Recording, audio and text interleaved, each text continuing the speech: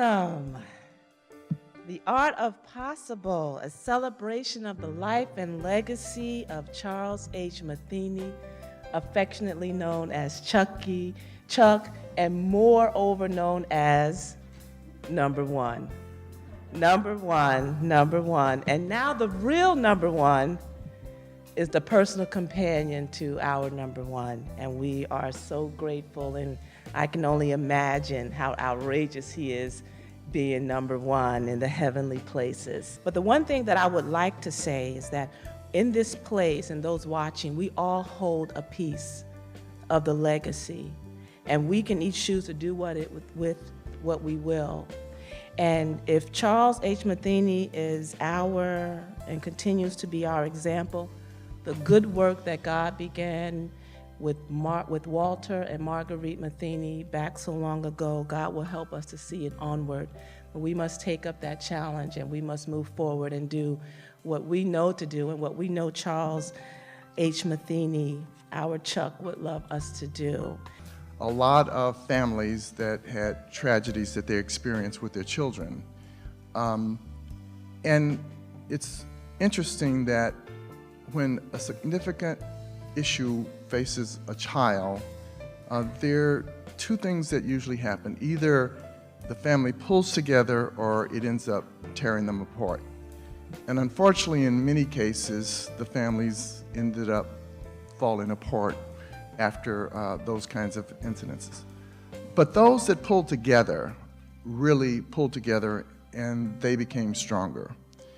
And when I came here and understood what Walter and Marguerite Matheny did when they had a child who they were told might not live very long and then wouldn't be able to attend regular school, they pulled together and they started a small school that ended up being this enterprise that you see today.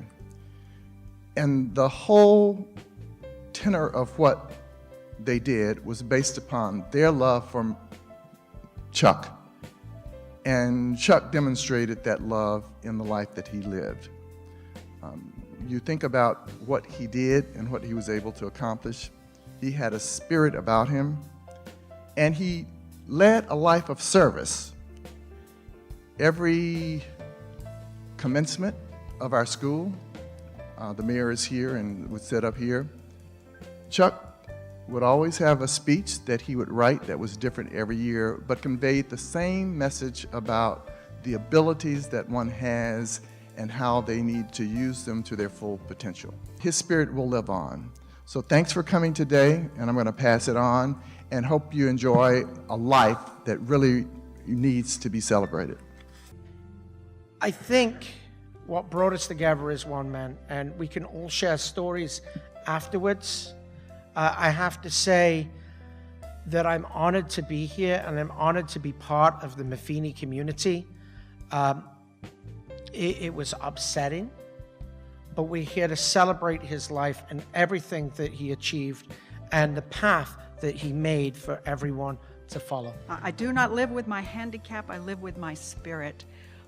We all know Chuck's spirit, but we also know that his spirit is driven by the Holy Spirit. And that became very obvious yesterday at the memorial service at Basking Ridge Presbyterian Church. Eternal and loving God, in whom we live and move and have our being. We ask your blessing upon this great gathering, all who have come to celebrate and give thanks for the life and legacy of Chuck Matheny. In the vibrancy and yet the stillness of this hour, filled with music, visuals, presentations, and memories, may we be lifted out of sadness to find ourselves in the peace and joy of your holy presence with us. Amen. Chuck was an inspiration to many of fun, of love, of trust in God's will and time, and as a human being. Having a sense of humor was certainly one of his trademarks, but he also had some great words of wisdom. I am honored to share an excerpt of this autobiographical memoir from 2001. I am not here to tell you how great I am or to tell you what you can or cannot do, nor am I here to tell you that you are handicapped. I am not concerned about these things. I am more concerned about your attitude. In fact, I do not really think of myself as a handicapped person. Some of you may not be able to do all the things that I can do physically, such as cutting grass and plowing the snow with my gravely and maintaining 6 Coke machines. I am a member of the Kiwanis Club, honorary chairman of the Crop Walk, a member of my church, a blood donor, and a sponsor of an Indonesian child. The friends that I have been blessed to have nearly all my life and the friends that I make for short periods of time all tell me that the main thing they enjoy about me is that I do not use my handicap to get what I want. Because of this, my friends and family think of me as a friend rather than as a person with a handicap. There is nothing better than hearing, "I love you," or receiving a warm embrace. Again, I am not here to tell you that you are handicapped. I am more concerned about your attitude. You will be surprised what can happen when you live and share love. I do not live with my handicap. I live with my spirit. Charles Chuck Matheny was chosen. God had a plan for him.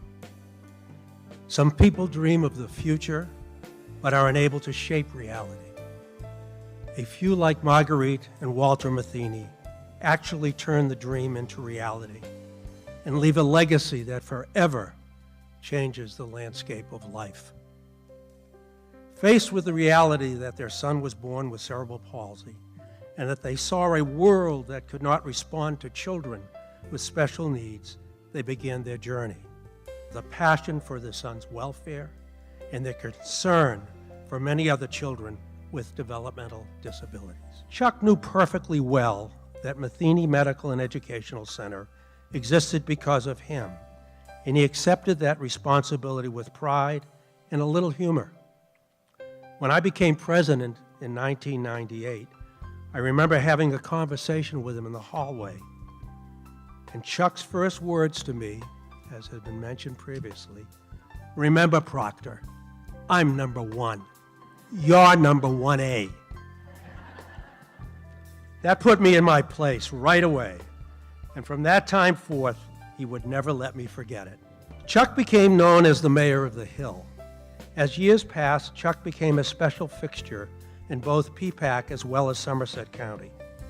His community involvement in causes for humanity was extensive.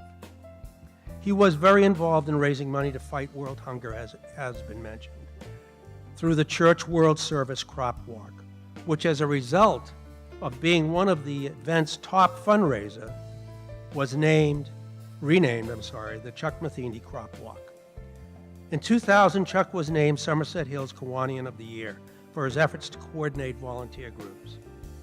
His life was full and a model for all of us to emulate.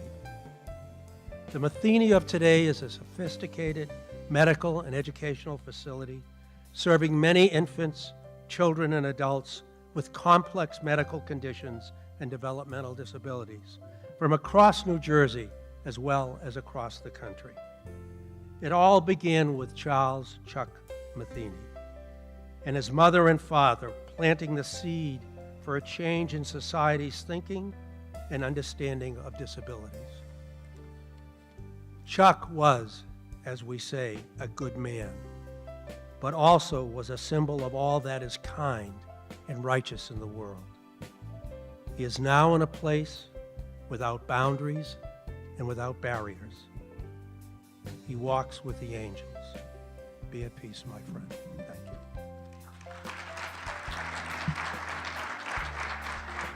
See, that was the greatest part about Chucky. He never forgot anybody. Whether they were here, whether they were outpatients, group home, workshop, he knew everybody. And by the way, he never forgot to tell you he was number 1.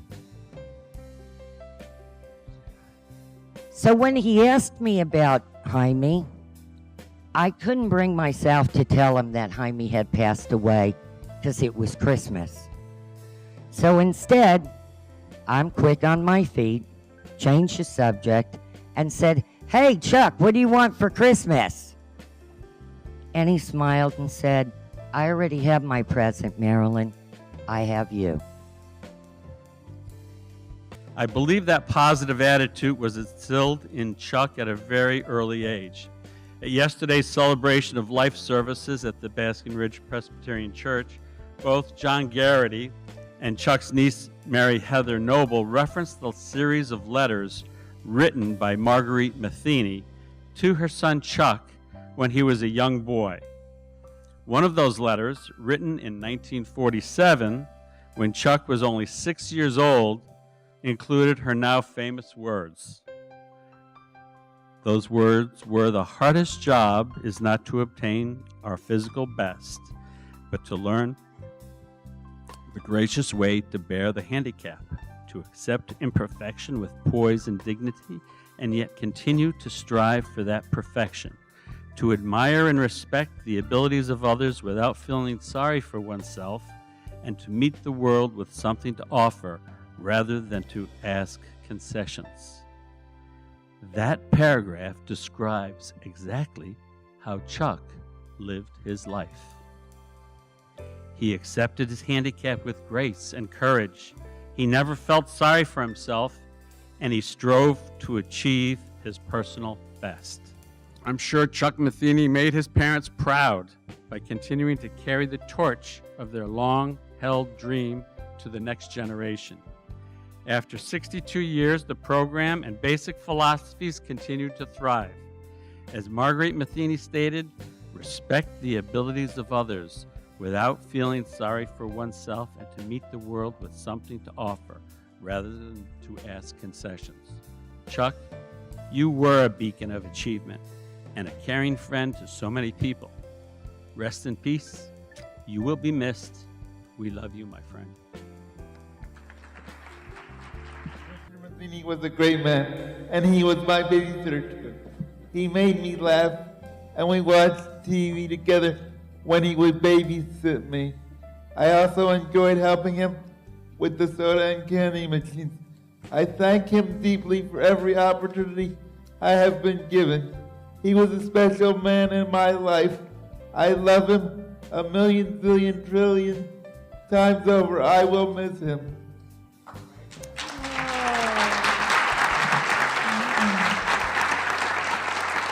Walter and Marguerite dreamed that their son and children like him should reach their maximum potential and become contributing members of society. And Chuck did just that. You've all heard his accomplishments. He was the groundskeeper at Matheny. He was an active member in his church, and he raised money to fight hunger throughout the world. He taught physical therapy students how to work with the physically disabled, and he traveled extensively alone throughout the United States and Europe. All I can say as a parent of a child with special needs is, wow. Oh my gosh, how overwhelming is that? A child who was born in 1941, no one would have dreamed that was possible. It is hard to imagine what life would be like for me and my son and my daughter if Chuck was not born. Our lives would be very challenging, and they would be very different. We owe it all to Chuck Matheny for being born into this world with cerebral palsy, to incredible parents who had a dream and a vision for their child.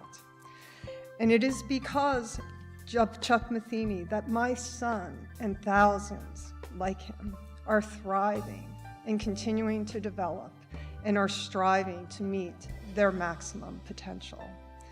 And it is because of Chuck Matheny that my daughter and I and families like us are able to live productive lives and advocate for the disabled and contribute to society in a meaningful way.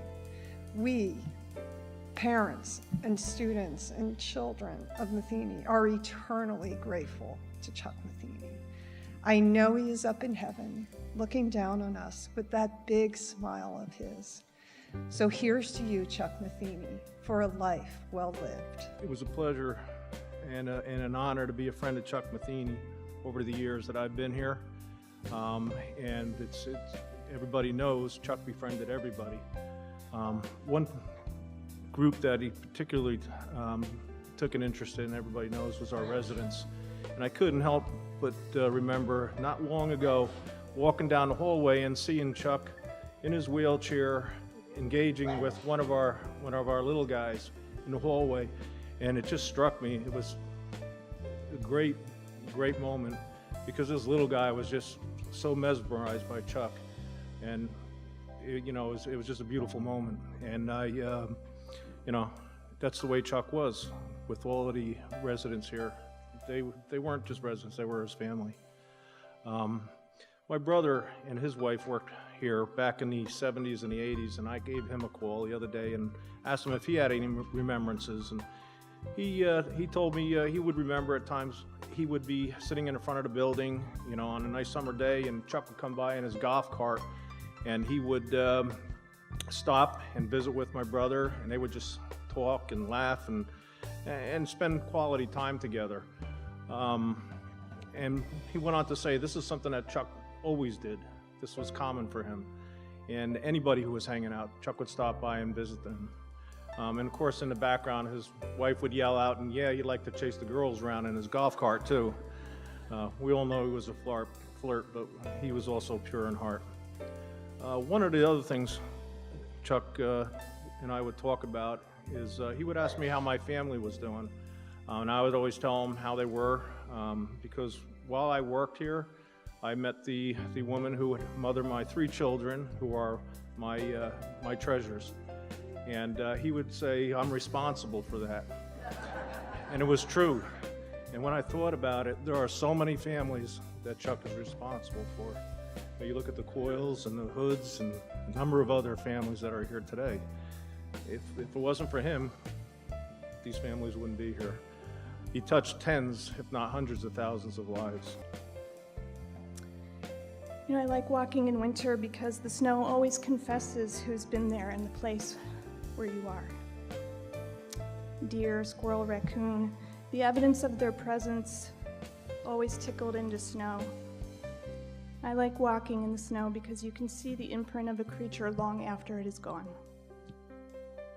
And I've been thinking a lot about Chuck's imprint, about the mark he's left behind. And of course, what first comes to mind is this place. The school, the Matheny School, and its community of generous souls who have come together to lift each other up to the highest point that a body and determination will allow. We all know this place. This school on the hill exists because of Chuck.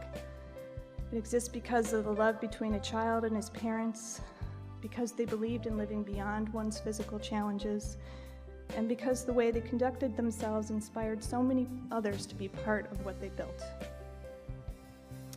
But this isn't the imprint that I'm thinking about. And believe it or not, this facility is not the most important thing that Chuck has left behind. Instead, I'm thinking about this. I'm thinking about the way his face lit up when someone he loved walked into the room. I don't know anyone who loved life more than Chuck. I don't know anyone filled with as much gratitude for what he had and asked so little of his Creator for what he didn't. This is the imprint that Chuck leaves in this place. And this is what nourishes the institution that has been built. Chuck's joy, his spirit, his gratitude. The hills are alive indeed. The Matheny story is one of overcoming obstacles and challenges, and it is now our responsibility to carry on that story and that responsibility, not just at this facility, but every day with everyone that we meet. I would like to close with an Eskimo legend. Perhaps they are not stars, but rather openings in heaven, where the love of our lost ones pours through and shines down upon us to let us know that they are happy. Thank you.